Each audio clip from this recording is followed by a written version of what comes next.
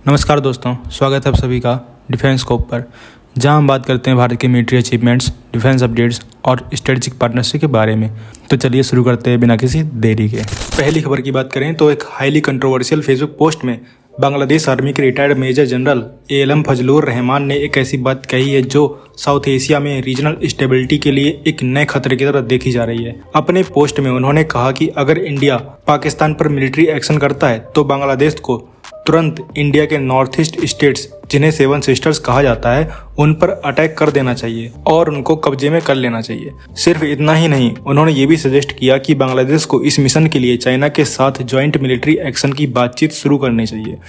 उनका यह statement India के सेंसिटिव नॉर्थ ईस्ट रीजन को टारगेट करता है, जिसमें असम, अरुणाचल प्रदेश, मणिपुर, मेघालय, मिजोरम, नागालैंड और त्रिपुरा शामिल हैं, जो सिलीगुड़ी कॉरिडोर के थ्रू बाकी इंडिया से जुड़ा है। ये कॉरिडोर जियोग्राफिकली नैरो है और स्ट्रेटेजिक वैल्यू में एक्सट्रीमली क्रिटिकल माना जाता है। उनका चाइना का नाम लेना भी इस इशू को और कॉम्प्लेक्स बनाता है, क्योंकि चाइना खुद इंडिया का रीजनल राइवल है और पाकिस्तान का लॉन्ग टर्म अलाई भी। अरुणाचल प्रदेश और लद्दाख में इंडिया और चाइना के बीच चल रही बॉर्डर डिस्प्यूट्स ऑलरेडी सीरियस हैं और ऐसे में बांग्लादेश चाइना मिलिट्री पार्टनरशिप का आइडिया इंडिया के लिए एक डायरेक्ट चैलेंज के रूप में देखा जा सकता है। इंडिया के नॉर्थ ईस्ट रीजन पहले ही एथनिक टेंशन, सेपरेटिस्ट मूवमेंट्स और इंसर्जेंसी का सामना कर चुके हैं। इसमें से कई मूवमेंट्स पर पहले एक्सटर्नल इंटरफेरेंस के आरोप भी लग चुके हैं। ऐसे में एक रिटायर्ड जनरल का ये कहना कि बांग्लादेश वहां पर कब्जा करे, एक तरह से उन वल्नरेबिलिटीज को एक्सप्लॉइट करने का ओपन सजेशन बन जाता है। लेकिन डिफेंस एनालिस्ट का कहना है कि बांग्लादेश की मिलिट्री कैपेबिलिटी इतनी नहीं है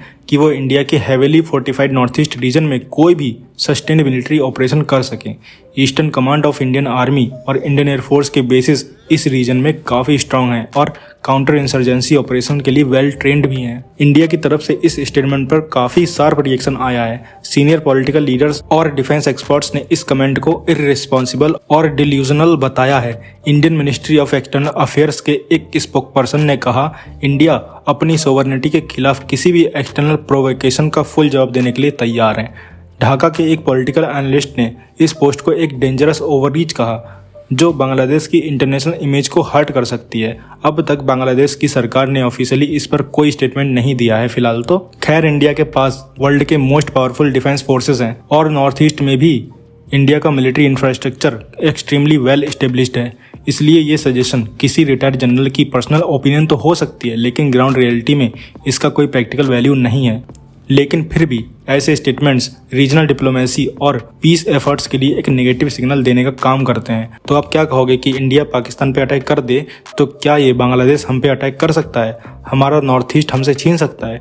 2 लाइन तो लिखो आप इस पेंटर पे। आप भी अपने विचार सुना दो इन जैसे लोगों को। अगली खबर की बात करें तो पाकिस्तान ने अपने short range ballistic missile Abdali का एक पावरफुल टेस्ट लॉन्च किया, जिसका रेंज पहले 180 से 200 किलोमीटर से बढ़कर अब 450 किलोमीटर तक पहुंच गया है। ये टेस्ट उसी दिन हुआ जब इंडिया के ऑफिशियल ने इस ट्रायल को एक रैकलेस प्रोवोकेशन और डेंजरस एस्केलेशन कहा, स्पेशली उस सिचुएशन में जब पहलगाम टेरर अटैक के बाद दोनों देश के बीच टेंशन ऑलरेडी हाई है।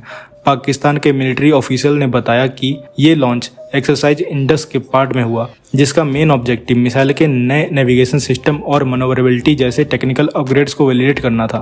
इस नए वर्जन के आने के बाद अब्दाली मिसाइल पाकिस्तान के स्ट्रेटेजिक आर्सेनल में एक और सिग्निफिकेंट एडिशन बन गया है, जिससे शॉर्ट रेंज बैटलफील्ड कैपेबिलिटीज में नोटिसेबल बूस्ट मिलेगा। मिसाइल टेस्ट के दौरान बॉर्डर एरियाज में भी टेंशन काफी बढ़ गई है।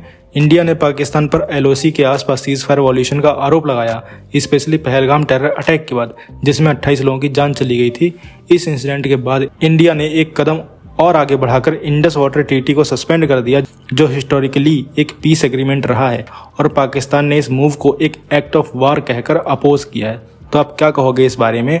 कमेंट सेक्शन में जरूर बताइए। अगली खबर की बात करें तो इंडिया के इंडिजिनस फाइटर जेट प्रोग्राम तेजस MK2 के एयरफ्रेम फ्यूजलाज की एक इमेज ने सोशल मीडिया पर एविएशन एंथुसियास्ट्स में काफी एक्साइटमेंट क्रिएट कर दी है। ये इमेज एक मैन्युफैक्चरिंग या असेंबली फैसिलिटी में ली गई है, जहां पर HAL इस नेक्स्ट जनरेशन फाइटर जेट पर काम कर रहा है। इस इमेज में एक पार्शली असेंबल्ड फ्यूजलाज दिख रहा है, शायद फॉरवर्ड या मिड सेक्शन, जहां कैनार्ड फिट किए जाते हैं। ये फोटो अगस्त 2024 में लिया गया था और करंट कॉन्फ़िगरेशन को रिप्रेजेंट नहीं करता, लेकिन डेवलपमेंट का क्लियर इंडिकेशन देता है। इमेज में फ्यूजलाज पर प्राइमर कोटिंग लगी हुई है, जो एयरक्राफ्ट मैन्युफैक्चरिंग के दौरान एक कॉमन स्टेप होता है to protect the metal before final paint. ये क्लियर है कि स्ट्रक्चर अभी कंस्ट्रक्शन के इनिशियल फेज में है और उसके आसपास इसके फोल्डिंग और टूल्स दिख रहे हैं। HAL का प्लान है कि अक्टूबर 2025 तक तेजस MK2 का रोल आउट हो जाए और मेड इन फ्लाइट मार्च 2026 तक कंडक्ट हो। तेजस MK2 MK1 और MK1A के लिमिटेशंस को ध्यान में रखकर डिजाइन किया गया है और इसमें काफ़ी मेजर अपग्रेड्स हैं। ये एयरक्राफ्ट काफ़ी बड़ा है, जिसकी वजह से फ्यूल कैपेसिटी और वेपन लोड दोनों में इंक्रीज हुआ है। इसका एयरफ्रेम हाई कंपोजिट मटेरियल से बना है, जिससे वेट कम रहता है और स्ट्रेंथ बनी रहती है। सबसे बड़ा अपग्रेड इसका इंजन है। MK2 में GE का F414 इंजन होगा, जो 98 किलोन्यूटन थ्रस्ट देता है, जबकि MK1 में F404 इंजन था विद 84 किलोन्यूटन थ्रस्ट। इस इंजन के लिए एयरफ्रेम को भी थोड़ा और बड़ा डिजाइन किया गया है। कॉकपिट भी पूरी तरह से ग्लास बेस्ड होगा, जिसमें large multi function display, helmet mounted display system और एसर रडार जैसे एडवांस सिस्टम इंटीग्रेटेड होंगे।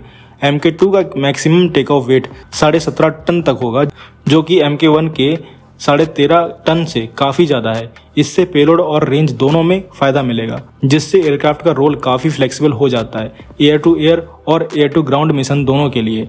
इंडियन एयरफोर्स ने 200 से ज़्यादा तेजस MK2 एयरक्राफ्ट इंडक्ट करने का प्लान बनाया है, जिससे ये फाइटर जेट MK1 और हैवी एयरक्राफ्ट जैसे Su-30 MKI के बीच का परफेक्ट ब्रिज बन सकता है।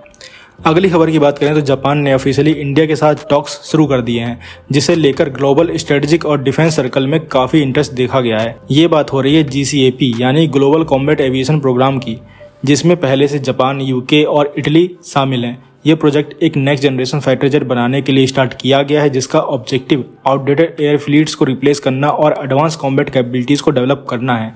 जापान चाह रहा है कि इंडिया भी इस प्रोग्राम का हिस्सा बने, ताकि प्रोजेक्ट का फाइनेंशियल बर्डन शेयर हो सके और इंडो पैसिफिक रीजन में एक स्ट्रॉन्ग डिफेंस पार्टनरशिप एस्टेब्लिश की जा सके। फरवरी 2024 में जापानीज ऑफिशियल्स ने इंडिया विजिट किया था और GCAP का फ्रेमवर्क को डिटेल में एक्सप्लेन किया और इंडियन गवर्नमेंट ने इस प्रपोजल में इंटरेस्ट दिखाया।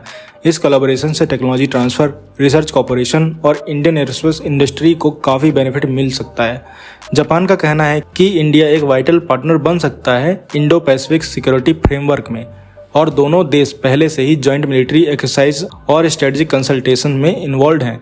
लेकिन इंडिया के लिए कुछ जियोपॉलिटिकल चैलेंजेस भी हैं। पाकिस्तान के साथ करंट टेंशंस और बॉर्डर डिस्प्यूट्स ऑलरेडी सेंसिटिव हैं, और रसिया के साथ इंडिया के ट्रेडिशनल डिफेंस टाइज भी एक फैक्टर हैं। क्योंकि GCAP एक लार्जली वेस्टर्न अलाइंड प्रोजेक्ट है, इसलिए इंडिया का इस प्रोजेक्ट में फुल कमिटमेंट तभी पॉसिबल होगा जब स्ट्रेटेजिक क्लियरिटी और लॉन्ग टर्म बेनिफिट दोनों इंश्योर हो सकें। फिर भी एक्सपर्ट्स मानते हैं कि अगर इंडिया GCAP में शामिल होता है तो ये फाइटर जेट डेवलपमेंट से काफ़ी ज़्यादा हो सकता है। तो आप क्या सोचते हो, आपकी क्या राय इस बारे में कमेंट सेक्शन में जरूर बताइए। तो दोस्तों, ये थी आज की डिटेल्ड अपडेट्स हमारे भारत के डिफेंस और इंटरनेशनल स्ट्रेटजीज के बारे में। अगर आपको ये वीडियो इन्फॉर्मेटिव लगा हो तो लाइक करें, शेयर करें और चैनल को सब्सक्राइब करना ना भूलें। आपका सपोर्ट हमें और बेहतर कंटेंट बनाने के लिए मोटिवेट करता है। मिलते हैं नेक्स्ट वीडियो में। थैंक्स फॉर वॉचिंग एंड जय हिंद, जय भारत।